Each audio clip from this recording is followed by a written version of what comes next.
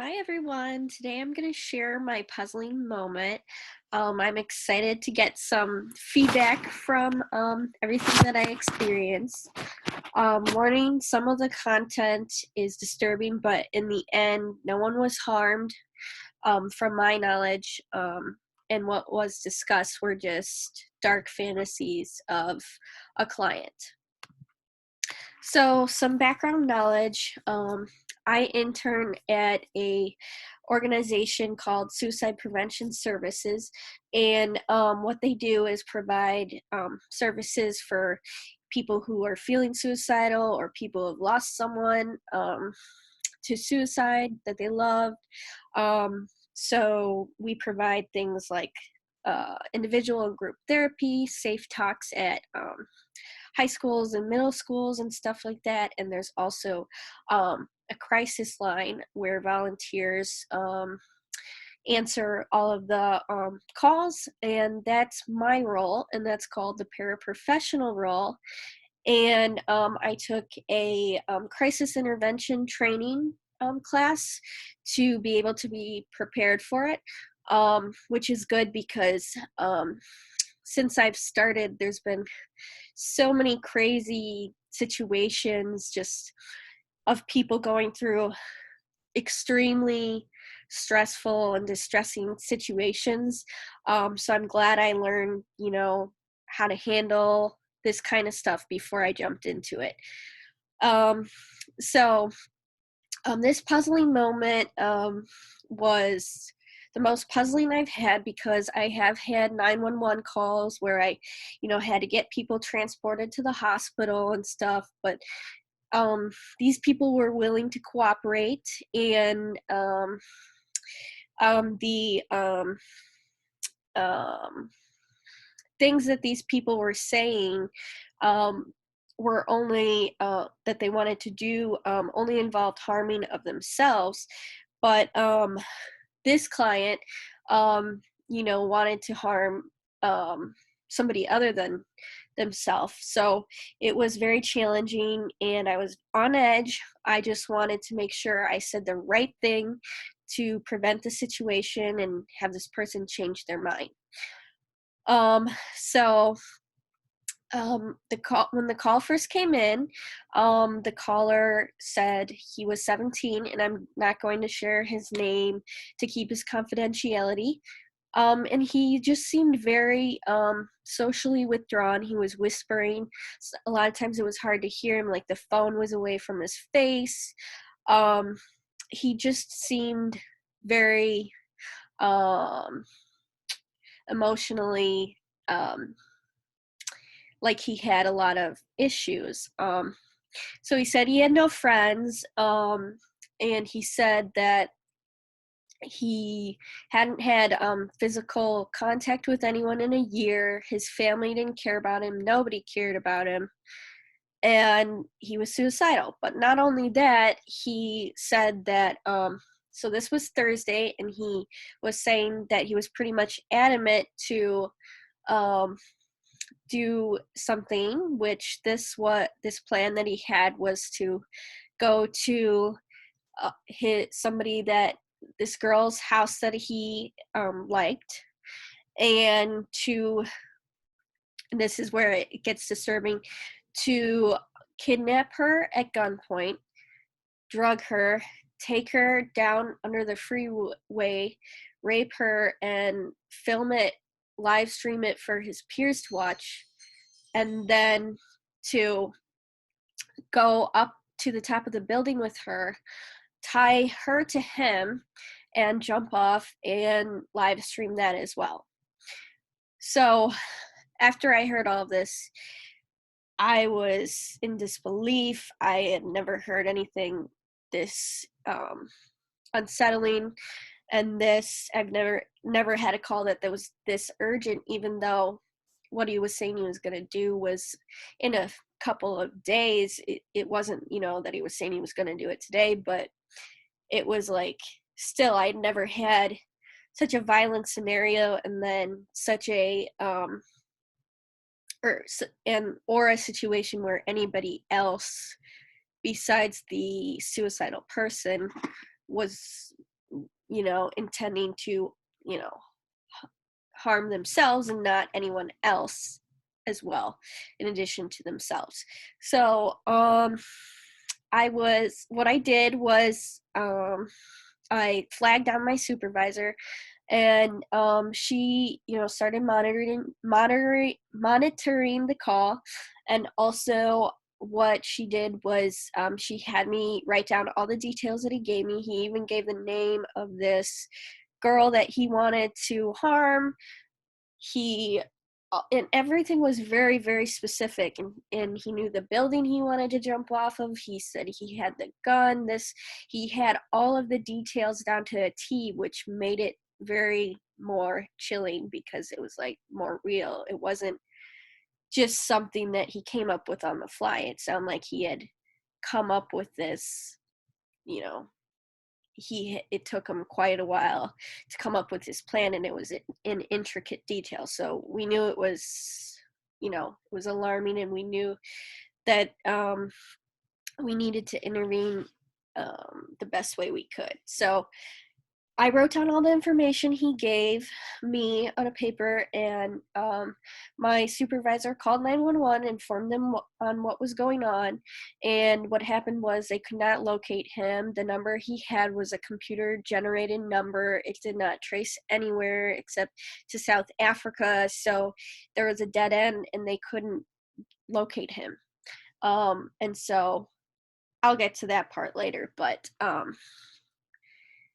they couldn't locate him, and so we continued on the phone. And when it's a dire situation like this, you can't really get off of the phone and answer other calls. This is the number one priority, obviously. So I never had a call this long, and in total it was an hour and a half, and that's unheard of. If the call is already, like going past 20 minutes, and it's not productive, and they're not, they're recycling old, you know, frustrations that they have and not problem solving, then you move on and you tell them you have to take other calls. But in his case, yes, it wasn't productive. He was very short and sometimes not giving answers, but very elaborate in what his plan was, to tell us what his plan was. But he wasn't cooperating at all. Didn't want to give his address, and didn't even answer half the time that I tried to engage with him.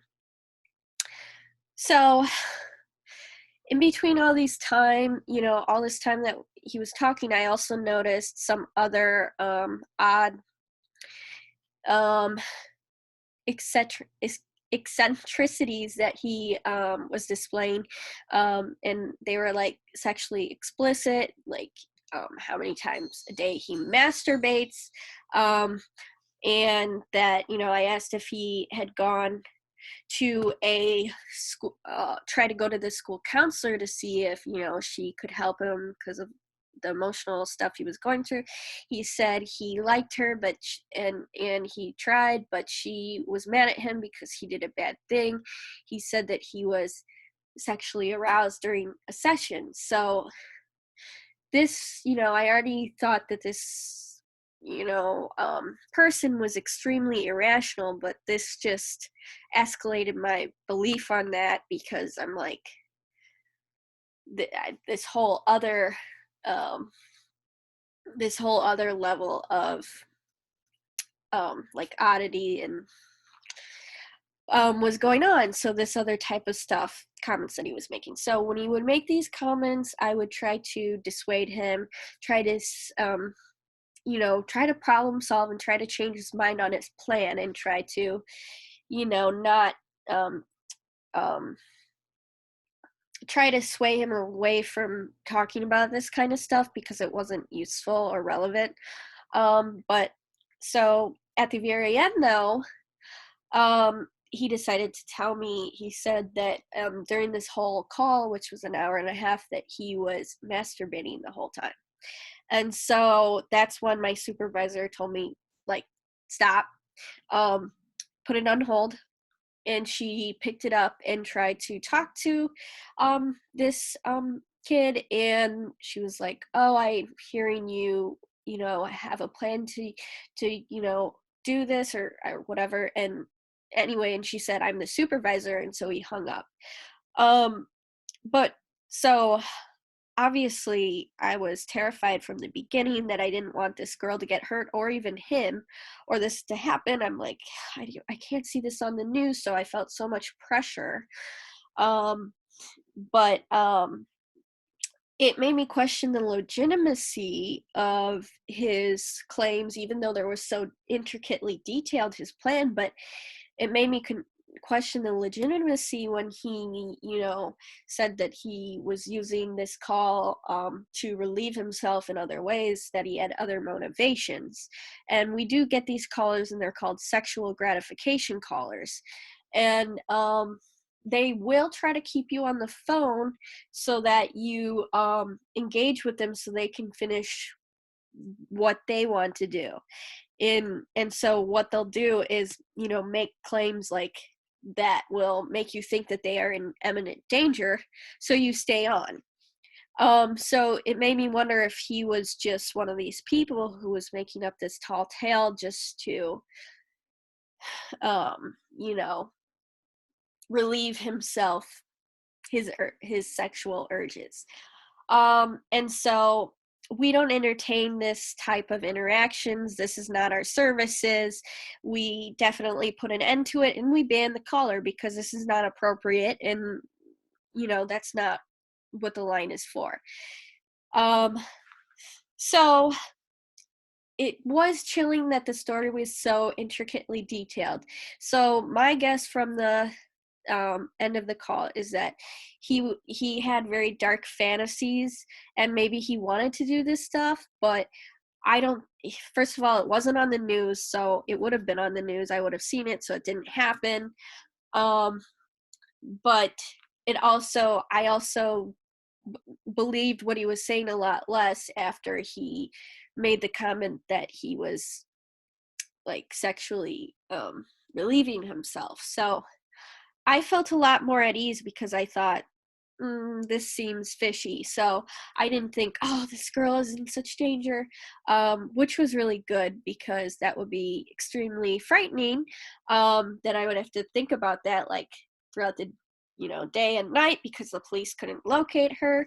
But I didn't have that feeling, which was good. And sometimes you do not know what's going to happen at the end of the call. You don't know what the end of the story is, and you have to come up with a happy ending narrative in your head just to get through it, because this stuff can be very taxing on you emotionally, especially if you're empathetic. You can't let yourself absorb this energy of despair that people put at you. So you have to, do whatever you can to take care of your emotional self. And so if coming up with a happy ending is a good technique, that's, what I do, and that's what my supervisor suggested. So anyway, I didn't see anything on the news. I would have with something that extreme, I assume. I mean, so I was able to process it and let it go and not freak out. And my supervisor talked with me about everything, so I was able to recover, even though that moment was really stressful for me. And basically I learned more in that hour and a half than I had learned for the whole few months that I was interning there, because it was so crazy. So anyway, that's my puzzling moment. I have some questions. So I wanted to say, how did I handle this situation? What could I have done differently? Is there anything you would have done differently that you'd like to share, or anything additionally that you would, do that you would like to share? Um, Also, I don't think I could have stomached this situation if my supervisor didn't swoop in to monitor and guide me through the call. Does your supervisor provide the same type of support for you during challenging situations in your field site as well? So yeah, let me know, uh, some responses and some feedback for those questions and my puzzling moment. And thanks for listening. Have a good day.